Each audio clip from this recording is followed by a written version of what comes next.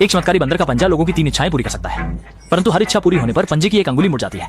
नया मालिक मिलने तक ही बंदर के पंजे की 3 अंगुलियां फिर से खुलती हैं। देखा गया कि एक बुजुर्ग महिला ने बंदर का पंजा प्राप्त करने के बाद केवल अपने परिवार को समृद्ध बनाने की इच्छा की। उसने सोचा भी नहीं था कि अगले दिन वह सीढ़ियों से गिरकर अपनी गर्दन तोड़ लेगी, लेकिन उसके मरने के बाद पति को बड़ी मात्रा में बीमा धनराशि मिल गई और सच में घर में समृद्धि आ गई। अब पैसों की कोई चिंता नहीं रही, परंतु पत्नी का निधन पति के लिए जीना मुश्किल बना दिया। 为了让老板回到身边，丈夫竟然在老板下葬后拿出那只神奇的后爪，许下了自己的第一个愿望，让妻子死而复生。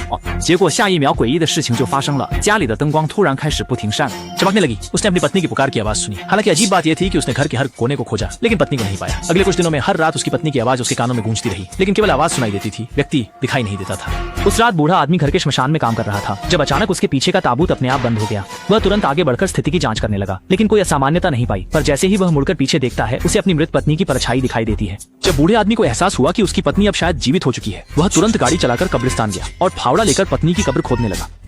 मिट्टी हटाते ही उसने सचमुच ताबूत के अंदर अपनी पत्नी की चीख पुकार सुनी और डरकर उसने तुरंत ताबूत खोला। बीवी सचमुच फिर से जीवित हो चुकी थी, लेकिन जैसे ही वह अपनी खुशी में डूब गया, पत्नी अचानक जोर से रोने लगी, जिससे डरे हुए बूढ़े आदमी ने तुरंत भागने की कोशिश की, लेकिन आखिरकार उसकी पत्नी ने उसके टखने को काट लिया।